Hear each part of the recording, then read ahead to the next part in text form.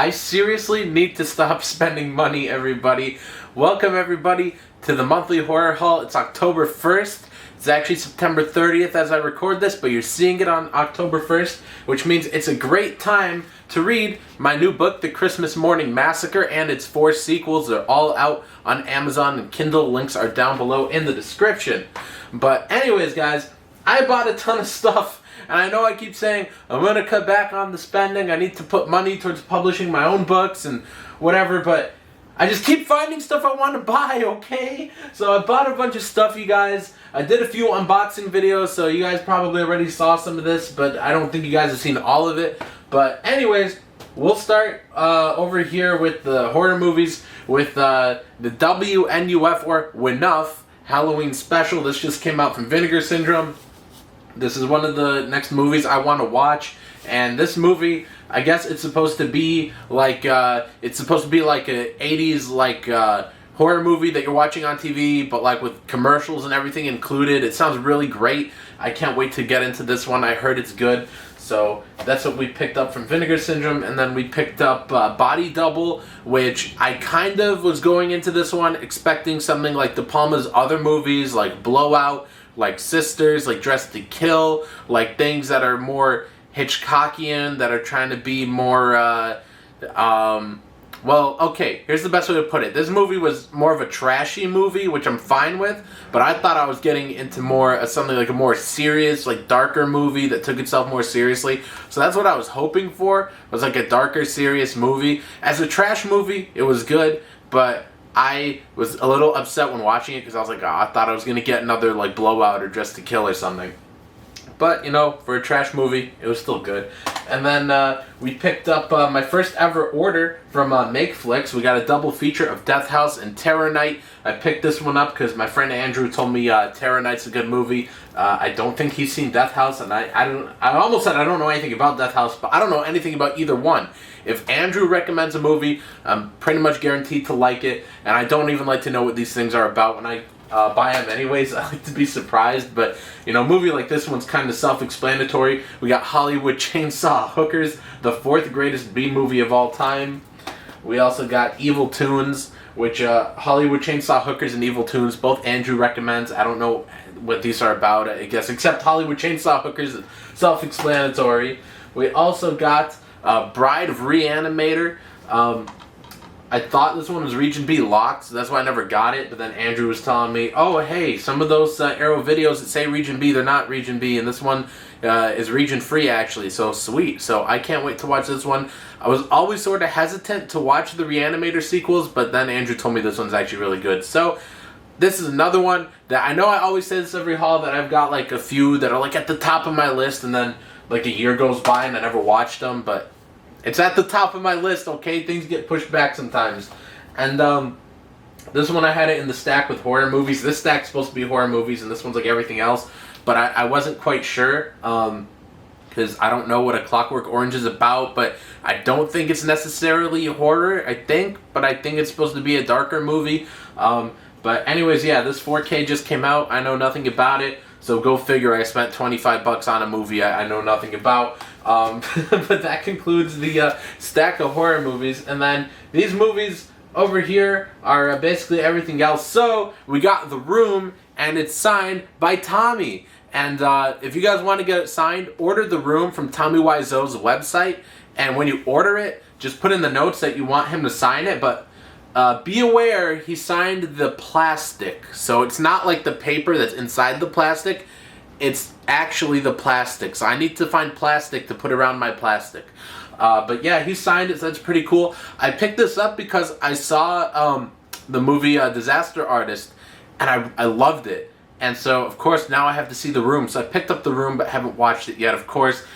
I feel like I say that so many times, like it gets embarrassing. Like, I own this movie, but haven't watched it yet. You can say that about half of my collection, okay? Then we got Carlito's Way, because I'm on a De Palma kick and I really love his movies, so I decided to pick up some more of them that I didn't have already. So we got Carlito's Way, and then there was a Shout Factory sale, but I didn't make a video because I only picked up 2 movies in it. So the first one, well, I guess technically 3 since this is double feature, but this is Farewell My Lovely and The Big Sleep, both Robert Mitchum movies. I've seen The Big Sleep, the one with Humphrey Bogart. I don't know anything about this Big Sleep, if it's better, if it's worse, but I like Robert Mitchum, so I went ahead and picked it up. And then we got The Deer Hunter. This was also in that sale. The 4K, this was like, I don't know, like $17, which it was like 20 something on Amazon, so good deal.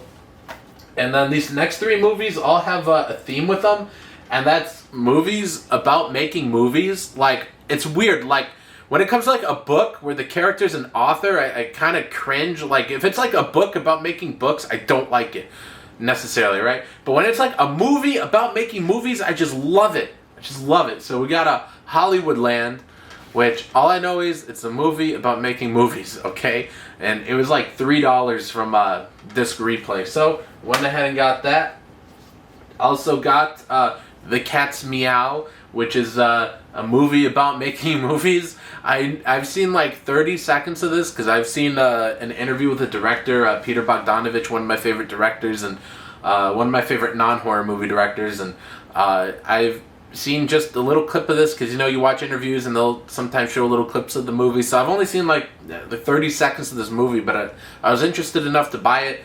So I got that. That one was $7 actually from Disc Replay. I didn't want to pay more than $3, but I mean, it was cheaper than everywhere I found it on eBay. And then we got, speaking of Peter Bogdanovich, this double feature of Nickelodeon and The Last Picture Show. The Last Picture Show, one of my favorite movies. Nickelodeon, I have not seen it, but it's a movie about making movies. So I had to go ahead and pick this thing up. This thing was tough to find. Like, eBayers suck. I offered an eBayer $10. I think they were asking like $18, and I just put in an offer. I was like, how about $10? And instead of replying to the offer, instead of countering it, they just said it so I couldn't give them any more offers. Like, why do you hate money? I don't understand. I could do a whole rant about eBayers, but if the dude had replied like $15, I would have just hit accept. Like, I don't know why sometimes they're not open to haggling, but I won't rant too much here. Then what stack do I even want to look at next? I guess we could look at this stack right here since it's closest. But we got the book I'm currently reading, which is Babysitter Bloodbath. I can't remember how I came across this book, but it looked so great. And of course, you know, it's a slasher thingy. And I don't know, I was like, I don't know too many slasher books, you know, of course, besides my own, besides the Christmas Morning Massacre. But yeah, I was like, you know what? I want to read this slasher book. It's got great art. So I bought it. I'm on page 42. I'm on chapter 5. And so far, so good. So I dig it. And also by the same author is Nun Massacre, which, thanks Amazon, look at that corner, if you guys could see. It came all like dinged up, unfortunately. But I don't really care, actually, to be honest. But I don't know, I figured I'd show off the banged up corner. But yeah, Nun Massacre. I guess that one's sort of self-explanatory. And I just love the art. I love seeing the face and the knife. That's one of my favorite things about covers. Whenever, like, it's like that. Oh, what was the issue? Is it like Hulk 340 maybe? I have it, so I should know this. But the one with the Wolverine and in his claws, you know, you see the Hulk's face. Love that cover. I love stuff like that. Then we got, this one's a surprising pickup, but we got The Shining. I don't like the movie at all, but my friend Andrew said he actually thinks I'd like the book because he's been reading it. So I went ahead and picked it up. This is one I was never really planning to read just because I didn't like the movie, but I know there's supposed to be some significant differences between the movie and the book, so I went ahead and picked this thing up. Usually with King, the shorter the better, but also the older the better, and I think this was like his 3rd ever novel, so maybe it's good, I don't know. This is a recommend from my friend Mark, but I also took the L on this thing. So this thing was like $5 or $6 on Amazon. This is William Hope Hodgson, The House on the Borderland. This is an old public domain book, and this is a print-on-demand copy. And I thought I was getting a good deal, but then I realized, flipping through it, there are no page numbers. There are chapter numbers, no page numbers. And look how tiny that font is. It's tiny font. So I can't read this. I didn't feel like returning it, so I just took the L on this book. Then from Indiegogo, from I hope I say your name right. It looks like Nashitobi. I hope I say that right, dude. But we got Welcome to Ship's Grave, one of the top ever graphic novels I've ever read. Usually, when I read a book, you guys, I like to read a nice standalone book. You know, I'm not usually too crazy about sequels, but part of the reason for that is just because, like, I have trouble keeping up with them. Like, I'll read the first couple books and then something else will catch my attention. So usually if I read a book, you know, if it's a series, I kind of jump around before returning to the sequels. But this is a book that, like, as soon as I was done reading it, I was like, I would read the next, like, 50 of these in a row if there were 50 more. Like, I hope that you put out more of these, dude. Then from Valancourt Books, we got the newest Paperback from Hell, and great example of me skipping around in the series. I read, like, 5 of these in a row. I think I've read like 8 total of them. There's 13 now, and I've just got so many books to read that I've just I've taken such a break from the Paperbacks from Hell line of reissues. But Gwen and Green by Hugh Zachary. I know nothing about this book, but I pick up all the Paperbacks from Hell. Love the cover art. And then we also got and another example of me sucking with series, but we got the Valancourt book of Victorian Christmas Ghost Stories Volume 5. I have all 5 of these, and I've yet to jump into them, because every time I buy books, I'm like, well, I want to read this other one now. And then from Valancourt Books, we got The Cormorant by Stephen Gregory. No idea what it's about, but any book that has like a house on the cover, I'll buy it. And we got a giant stack here from Half Price Books. This is across 2 trips, I think, maybe 3, but we got lucky, because usually I go to Half Price Books, and the paperbacks are just like the same old ones every time, which I went to 2 half-price books this past weekend, and both of them had like the exact same selection of books. I felt like I was in the same store twice. I was like, did I actually go anywhere different? Like, usually it's trash. They have the same old selection, never anything new. But I got lucky, and I found some awesome horror paperbacks, these great painted covers. Just look at that.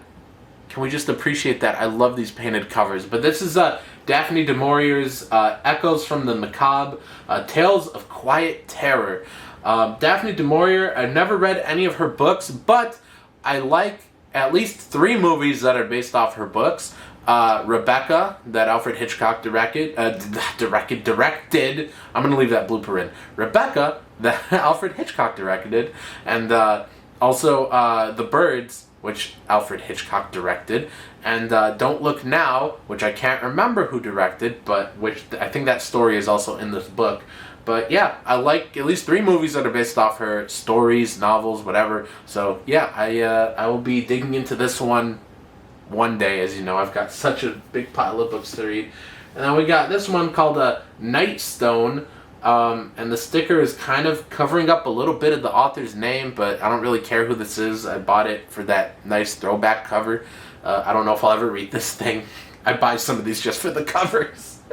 But then we also got, let's see, Frankenstein, Dracula, and Dr. Jekyll and Mr. Hyde, all 3 books in one. I already own all these books, but how could I pass up that cover? Look at that. That's all 3 monsters on one head. That's so cool. So yeah, I had to pick this up. Nice throwback art. Then we got this book, The Lost Mind by Christopher Pike. Some cool art there, like when you open up the cover and you see some cool art.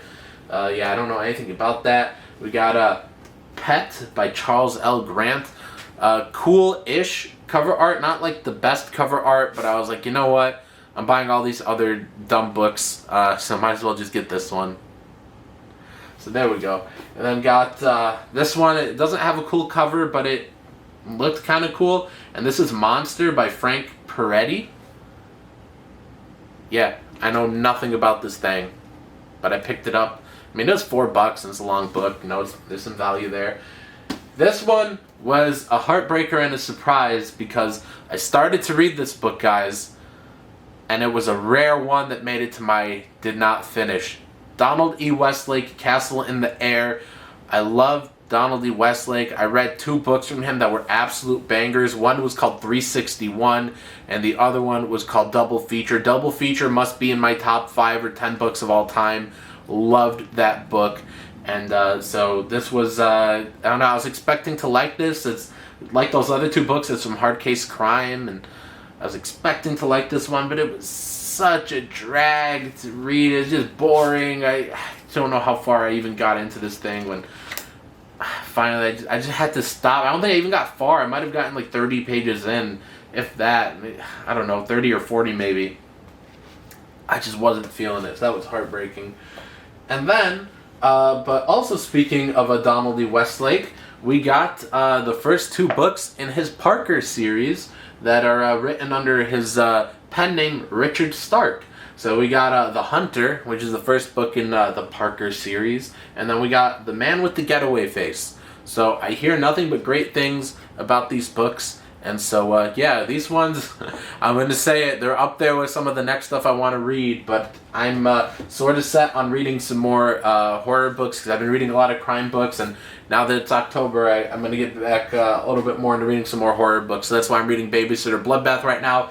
Maybe next I'll read Nun Massacre after that, maybe The Shining, we'll see. And the final thing we have for this haul came right today, right before I started to record this, and that is the Smithsonian. You guys are gonna get so many bloopers I'm leaving in. The Smithsonian collected newspaper comics, and yeah, I know nothing about this, big surprise, but somebody tagged me in this on Twitter, and they were like, oh, this looks so cool, and it's cheap, and you should pick it up. So I picked it up for like 8 something or 9 something on eBay, and I did not know it was like a ginormous hardcover. Like, it's such a big book, and it's going to be kind of hard to like flip through this. Like, it was easier to flip through these things on my phone when like the camera's in front of me, but like the way it is now, it's a little bit harder to flip through it. But oh, of course I opened right up to the page that's a comic based on a silent film, and you guys know how much I love silent film. But let me hold this up for you guys. Are you guys getting this? I'm afraid to like accidentally smack the camera with this book, but yeah, but this looks like it's based on a trip to the moon. So yeah, and it's just got a bunch of like older, cool comic strip thingies, and I just like books like this that just go through and collect older stuff that you never would have found otherwise, and it's just really cool to see this throwback art. A lot of the stuff in here is from like the 10s, the 20s, 30s.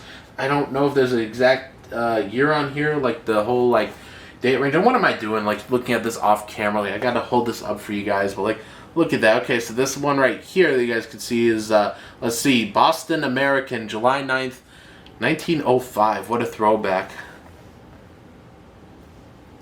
But anyways, guys, that's it for this ginormous haul. I keep saying I'm going to cut back on my spending, but look at me, guys, I got a problem. So anyways, guys, buy my books. They're down in the description. And have a great day, everybody. Peace.